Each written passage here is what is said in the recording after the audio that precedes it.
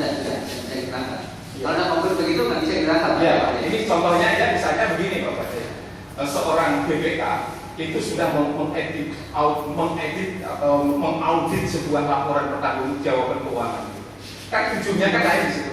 Yang satunya ini tolong diselesaikan secara administratif, uangnya dikembalikan. Itu berarti langsung berdata administrasi.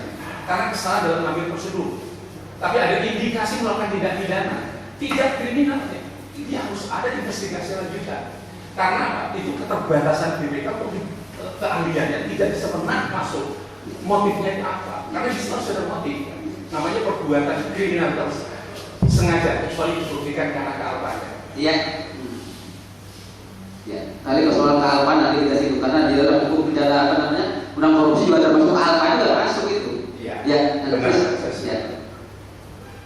Baik, bisa dilanjutkan mengenai kealpaan tadi, khususnya untuk dalam tindak pidana korupsi kaitannya dengan perbuatan melawan hukum.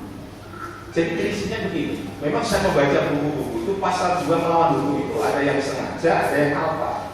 Itu saya tentang kata-kata alpa di situ. Ya. Karena saya kebetulan ada seorang dosen menulis, saya tanya dari mana teorimu mengenai kealpaan di dalam pasal 2. Saya bilang saya berdebat sama yang bersangkutan.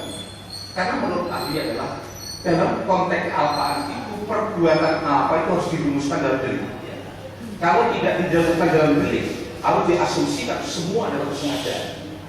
Jadi itu prinsip ya. Jadi maka di dalam nanti di dalam RUKHP itu menjadi dasar semua perbuatan sengaja. Mungkin nanti tidak ada sengaja dihapuskan semua. Tetapi harus dibuktikan kalau ada unsur kalau itu kealpaan di pidana baru disebutkan karena kealpaannya dan seterusnya. Kalau tidak itu adalah harus sengaja. Nah itulah maka saya kalau ditanya mengenai tindak pidana korupsi khususnya mengenai interpretasi pasal 2 melawan hukum itu ada yang menulis mengenai itu adalah termasuk kealpaan yang melawan hukum. Menurut ahli tidak ya. Karena di situ perbuatan melawan hukum dan rangkaian hubungannya itu jelas menguntungkan, itu jelas ada kata-kata sengaja, memperkaya juga ada kata sengaja, itu jelas. Kalau itu kealpaan misalnya melawan hukum yang mengakibatkan terkayanya orang lain sih begitu, karena dia konstruksinya tidak seperti itu, harus sengaja semua. Sehingga kesimpulan yang saya sampaikan bahwa apa itu perbuatan melawan hukum pasal 2 menurut kami adalah itu kesengajaan. Demikian juga adalah menyalahgunakan wewenang sebagaimana diatur dalam pasal 3 itu pun juga kesengajaan. Padahal di dalam penjelasan pasal 2 termasuk kealpaan juga. Di dalam penjelasan pasal 2 termasuk kealpaan. Di dalam penjelasan pasal 2 sendiri undang tipikor termasuk kealpaan. Bapak ada studi itu? Tidak, ya. Itu sudah doktrin yang sudah saya sampaikan. Baik, sebentar ya, saya karena ini nyambung kealpaan sedikit ya. Itu kalau di pasal 359 KUHP, 360 kemudian dikaitkan dengan pasal 12 Undang-Undang Nomor Lalu Lintas, itu juga ada apa? Tapi di dalamnya ada kealpaan gitu. Iya, ada di kealpaan di situ. Iya benar. Jadi harus dirumuskan gitu. Nah, di penjelasan. Persis. Ya. Jadi itu penting sebagai asas karena itu memasukkan penjara orang. Jadi jangan sampai apa karena interpretasi. Ini berbeda. Yang diterjemahkan di situ sering sekali adalah tidak melaksanakan kewajiban. Itu narat yang namanya. Kalau tidak melaksanakan kewajiban, itu adalah sikap sengaja. Berbeda dengan kealpaan. Kealpaan itu tidak ada unsur menimbulkan akibat. Ya. Berjaya Ya. Silakan dan satu lanjut. Saya juga kalau membaca dari buku kita ahli kan di situ ada beberapa pengalaman ahli sebagai tim rumus daripada misalnya KUHP ya. Nah kalau tadi disampaikan bahwa kalau memang itu kealpaan harus betul-betul disebutkan sebagai unsur daripada pasal ya, khusus kita menyebut pada tindak pidana korupsi. Apakah demikian? Mungkin itu juga mencoba membuka di dalam penjelasan pasal 2. Nah, bagaimana kekuatan daripada batang tubuh dengan pasal kalau memang harus secara eksplisit dinyatakan itu sebagai unsur daripada delik, kan begitu, unsur daripada perbuatan itu. Kemudian jika dikaitkan dengan azas legalitas, azas kepastian hukum, bagaimana kemudian ketika satu peraturan perundang-undangan khususnya untuk pasal 2 tindak pidana korupsi yang tidak menyebutkan di situ ada unsur kealpaan, kemudian mengikat mengenai kealpaan tadi. Terima kasih. Baik, saya ingin jelaskan demikian.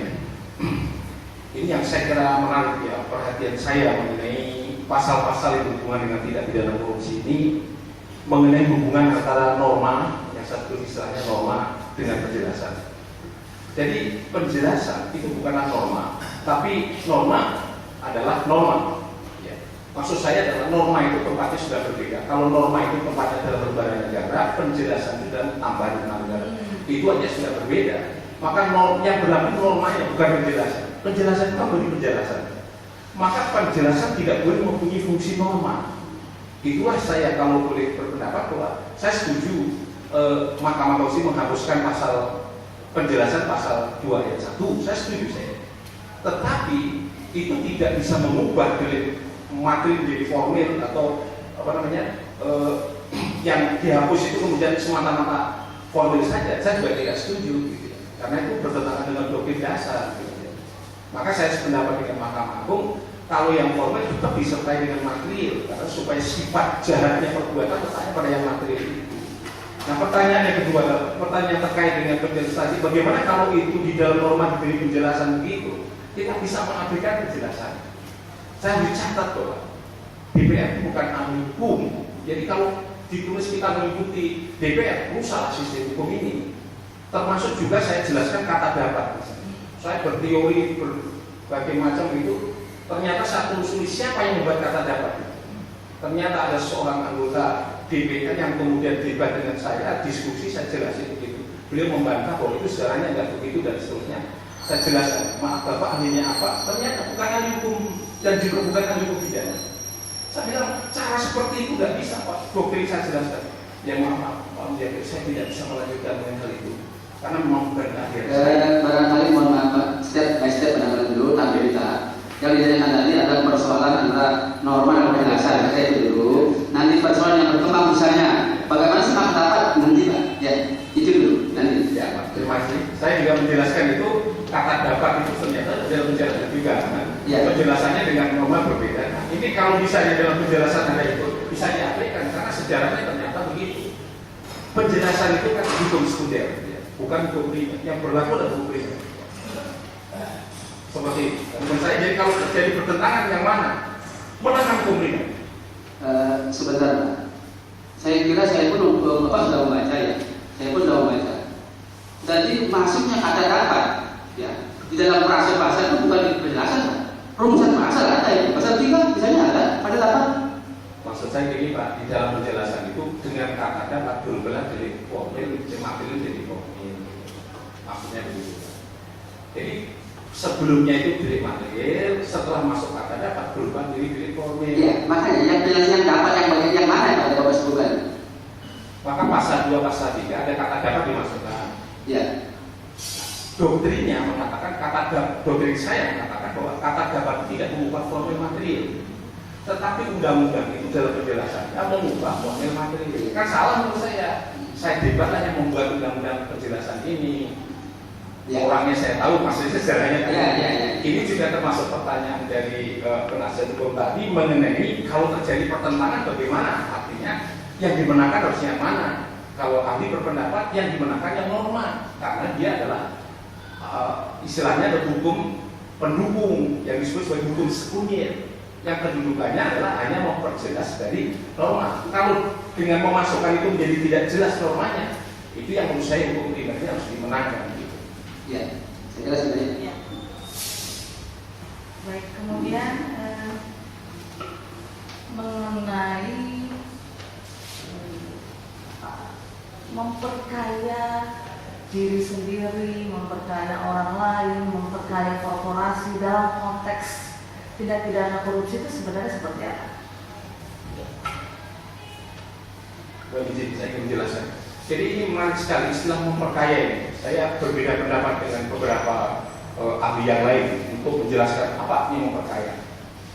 Saya ingin kutip pendapat mereka. Memperkaya itu adalah menambah harta kekayaan. Jadi memperkaya adalah menambah harta kekayaan.